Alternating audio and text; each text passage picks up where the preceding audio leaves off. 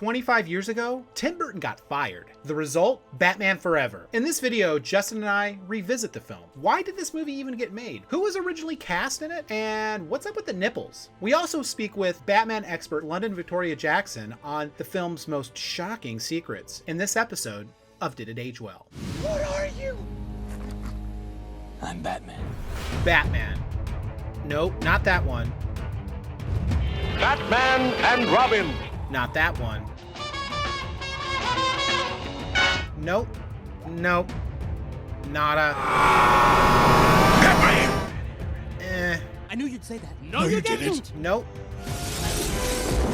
Hi, Freeze. I'm Batman. Definitely not that one. Kill the bat! Yes. That one. The year, 1995. Bill and Hillary Clinton were in the White House. Friends and Seinfeld were all the rage on TV. What? No soup for you. O.J. Simpson was on trial. The Macarena was going viral. The Frappuccino was introduced. And the fledgling startup Amazon.com sold its first book. Also, 1995 was the year I graduated from high school. But in the realm of pop culture, there was another graduation that stuck out. Damn! On June 16th, 1995, Batman Forever, the third film in the Batman franchise, was released. The film graduated from the darker, gloomier aesthetic of the two previous Tim Burton films Meow. to the comic book flash and dazzle and Dutch angle heavy vision of Joel Schumacher. This reimagining of the franchise was apparently due to lackluster toy sales. After all, glistening nipples and codpieces are more marketable than latex catsuits, right? Black rubber. As someone who is a huge fan of the first two movies, this idea was ludicrous to me. But I had an open mind and was willing to give the Schumacherian vision a chance. This film was essentially an elevated hat tip to Batman 66, with fetishization of Batman and a little homoerotic undertones being much more pronounced. It also introduced the character of Robin to the film franchise, as well as other classic Batman villains such as the Riddler and Two-Face. For Batman, Michael Keaton was replaced by Val Kilmer. For Harvey Dent, Billy D. Williams was replaced by Tommy Lee Jones, who, in the film, was Two-Face already. The film was also one of the highest grossing movies of the year, earning Schumacher the honor of inflicting yet another Batman film on the public. Let's not talk about that one. And in a further quest for marketing dollars, out was the brooding orchestral score of Danny Elfman to, Seal.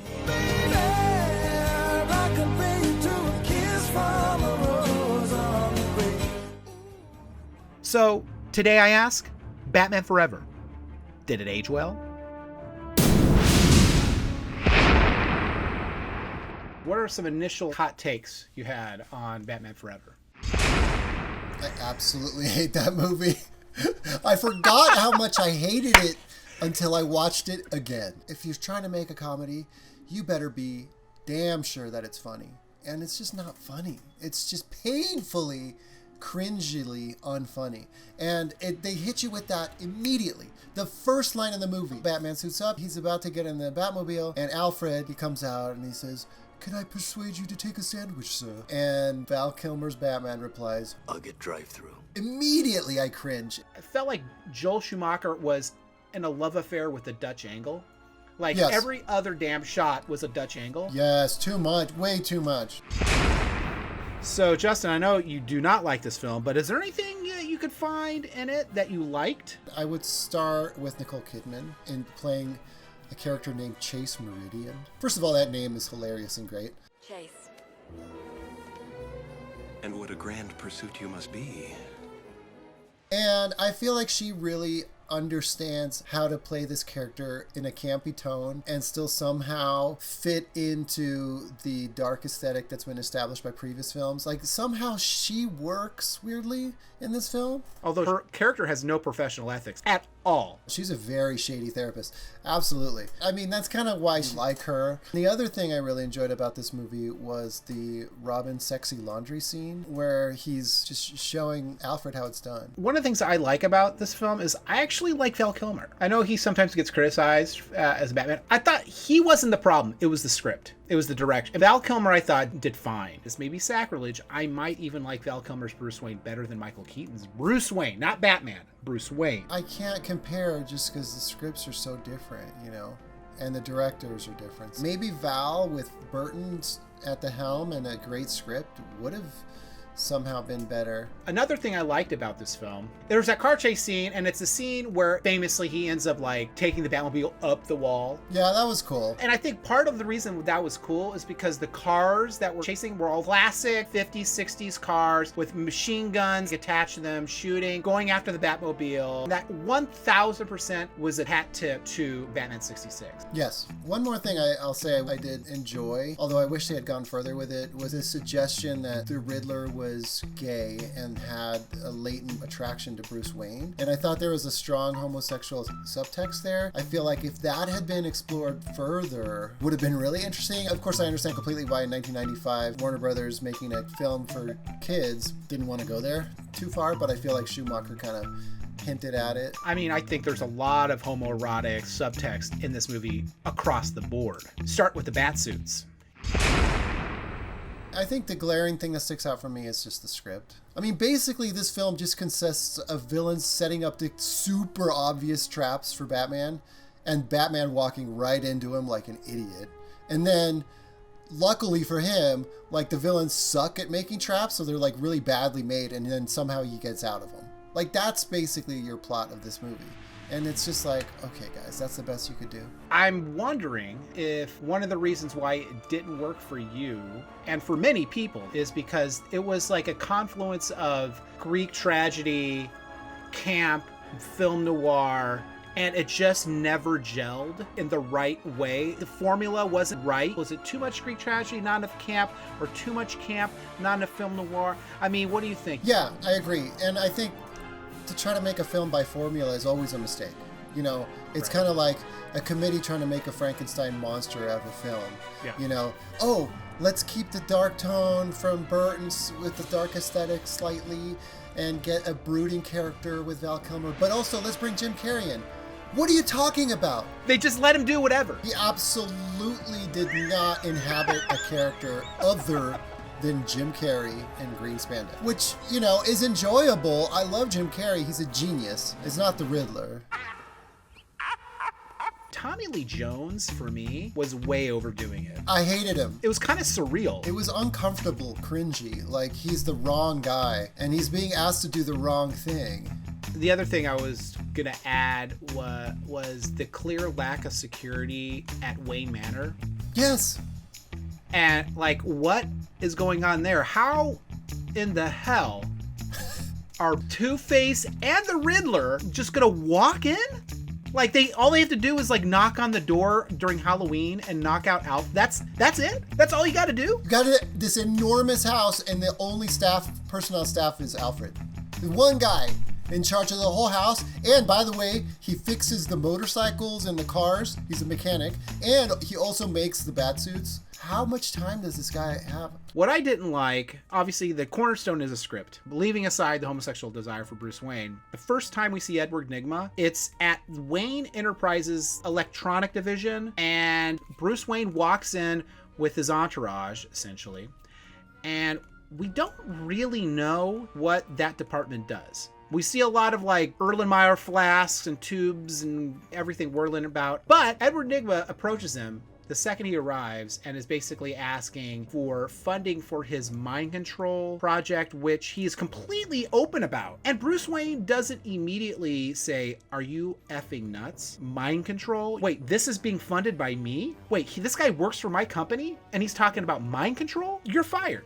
You're fired immediately. You're out." Not only that, but like Jim Carrey is like clearly insane. Like, this character is absolutely out of his mind. He's like, he tells Bruce Wayne, he's like, that's not going to be good enough. I'm going to need an answer immediately. Bruce Wayne is like interacting with this absolutely mentally ill person and doesn't think that like maybe he should be referred to like a mental institution. Does Wayne Enterprises not have psych evals on their applicants? Exactly. And the fact that he's not only able to do the work that he's doing under Wayne Enterprises, but is able to stay after hours and actually create it. He actually creates it. Yeah, somehow someone signed off on all those materials. Yes. Somebody gave him access to the building after hours. Like, this absolutely clearly insane guy. The other thing is I feel like you could have probably taken the entire Robin storyline completely out of Batman Forever and not much of the plot would have changed at all. It felt very forced. The most interesting thing that he did was steal the Batmobile. Yes. When Bruce Wayne goes to Chase Meridian and in a complete non sequitur asks her to go to the circus with him, going into the movie we know that Robin's in it, so we're like, okay, this is how they're introducing Robin. And then Bruce Wayne feels responsible for the death of Robin's parents because he didn't yell loud enough that he was Batman at the circus. When Tommy Lee Jones was like, someone may be Batman here, and then Bruce Wayne stands up and he's like, I'm Batman, but it's like swallowed up in the crowd. Oh, yes, I forgot how dumb that moment is. But that's clearly like his motivation for taking him in. He feels guilty that he didn't yell loud enough at the circus. Yes. Even though we could hear him, but like Chase Meridian, who was sitting right next to him, didn't hear it. Chase Meridian, and then next to her is the Commissioner Gordon. I mean, I guess she's got hearing problems. What was his game plan? What was his game plan? That was his game plan? I'm going to yell out that I'm Batman in front of everybody? You're talking about the world's greatest detective. Like, you'd think he'd have a better game plan. Let's talk about the soundtrack. I totally forgot that the Flaming Lips were in this. I mean, I knew about the Seal song, Kiss from a Rose. It's different because the 89 Batman, it was all Prince. It was like this amazing Prince album. And this just felt like a grab bag of like ham and eggs, like alt-rock bands that were on the radio at the time. I know it did well. I'm not a fan, just in general, of movies that just try to make soundtracks out of like the top 40 hits of that year. Like, I feel like that's something that dates movies and makes them age badly. You've got these songs that were essentially a time capsule of 1995, and they don't really have the staying power. I think that's also the problem you see with some of the DreamWorks animation films like Shrek. Shrek is a huge one. Somebody once told me the world is gonna roll me. And I feel like if that had had a cooler, more timeless soundtrack, kids would be watching Shrek more now. But instead, they're watching Disney+. What I didn't like, you had people like Drew Barrymore. I don't know if she was just given a huge check and asked to play eye candy, but that's basically what she was. It was like Drew Barrymore and Debbie Mazar were Sugar and Spice, which were Two-Face's two girlfriends. If you think about it, the only female characters in this film are a psychiatrist that's obsessed with a superhero that tries to sleep with them, basically. Tries to sleep with him through the whole movie. And two prostitutes basically are there to service a crime boss. And that's it. I mean, are there any other female characters in this movie? Of note, no. Yeah, I feel like we had a much more interesting female character in Batman Returns. We have a very special guest today. We have Londyn Victoria Jackson here from the History of Batman. She recently did a video on Batman Forever because it is the 25th anniversary of this movie this year. Londyn, thank you for joining us. Oh, thank you for having me. Yes, I am all just into the world of Batman Forever. I'm talking about it on my social media and my channels, as you're saying, and I'm just going into all of it, the casting and the design and the story, all of it. I actually heard this interesting nugget about when Val Kilmer accepted the role for Batman. Apparently, he was actually in a bat cave when he accepted the role for Batman. Yep, he was in South Africa. He got a call from his agent that said they're considering you to be the new Batman, and he literally was like in a cave that had bats in it. And he was like, that's a sign. Can you give us a little bit of overview of how we got here, going from like, you know, Batman Returns, which by the way I love, like I absolutely love that movie, to Batman Forever? How did we get there? These movies are completely different. Oh, they are. And what's crazy is that's all technically still within the same universe, because there's still like parallels and they still mention the things that happen in Batman Returns. But you're right, in 1992, Tim Burton did the sequel Batman film, Batman Returns, which had Michael Keaton reprising his role as Bruce Wayne Batman. And that movie was essentially darker in tone and look and everything than even the 1989's Batman. And because a combination of the box office numbers weren't as great as maybe the studio thought it was going to be, because it made like less, like a little over $100 less than Batman, and also the merchandising numbers were like trash because they had a whole line of toys for McDonald's and other companies, and they weren't selling it to kids because it was just too dark. Like having Danny DeVito's Penguin and Michelle Pfeiffer's Catwoman, everything is very gothic and a little sultry in a sense, and it's just not made for kids. So when the numbers weren't great and Warner Brothers and Tim Burton met and they said, we need to make it more accessible and more appealing to a younger audience, so maybe not do what they already had planned. I mean, there was a whole plan for the third Batman movie and even the fourth one, and had different characters. Like they were gonna have Billy D. Williams, who was Harvey Dent in '89, come in and become Two-Face in the new one. They even had other characters they wanted to add, such as Scarecrow in the third film, and they just had a whole, like, it was all plotted out and ready to go. But because the shift had to change, they were like, okay, so Tim Burton became the producer, and they were looking for a new director, and Warner Brothers saw Joel Schumacher and said, oh, I think that would be the guy. So once that decision was made, the writing of the original script began to change, and the actors who were originally attached to the third project were changed. Like, there were so many different actors who were considered for the role. Even though I love Jim Carrey's Riddler, the role was written for Robin Williams to be the Riddler. I'm like, aw. I feel like it would have been more unique. Yeah, I was reading it was Robin was originally written for Marlon Wayans. Yeah, he even had like a whole contract where like he was gonna be it for multiple films, because that was Burton's original pick for Robin. I heard another random thing that, of all people, Michael Jackson was actually interested in the role of the Riddler. Yes. There's another reality out there where like you have Michael Jackson as the Riddler, Marlon Wayans as Robin, and Billy D. Williams as Harvey Dent / Two-Face. Tim Burton had like much more diversity planned in his Batman movies. Yeah, that is definitely a big thing, is that there was going to be so much more diversity in these films, and Burton stayed on the project as director, and then we didn't get to see that. So it's almost like what that would have been like, we don't know. Upon rewatching Batman Forever recently, it occurred to me that like basically the state of affairs in the DC cinematic universe now is a direct result of those Schumacher Batman movies. In other words, Schumacher came in and made these ridiculous films that were so critically hated that it took years, like almost a decade, for them to even think about making another Batman movie. And when they did, they wanted nothing to do with that vision, right? They wanted to go the exact opposite. They're like, who do we get? The darkest, grittiest director, Christopher Nolan. He's going to reinvent this franchise for us. And it's like almost like a whole era of gritty reboots began. You know, suddenly every character needed a gritty reboot. Every film franchise needed a gritty reboot. And yeah. And so my theory is that Batman Forever was the genesis, was the kind of like the seed that started that whole domino effect.